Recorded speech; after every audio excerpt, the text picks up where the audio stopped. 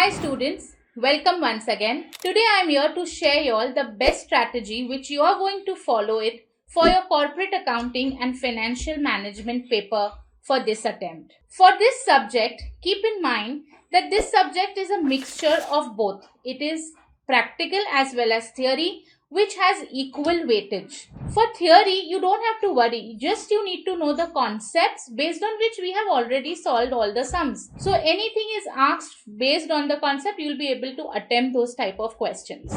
Second important thing in theory is lot of theory is based on your Companies Act 2013. So since you have already studied your company law, this is also going to become very simple for you to attempt. Kindly not waste your much time, on attempting and writing big answers which is of not needed length size. For practicals, take up a universal sum from the topic, solve that sum properly in your book before the paper. And for the other sums, you can just do a quick revision from all what we have done in the class. For corporate accounting, focus on important chapters like share capital. You have consolidation and cash flow statements. And for financial management, likewise, you can concentrate on capital structure, cost of capital, working capital management, followed by all the other chapters. You know everything. You have already done your best.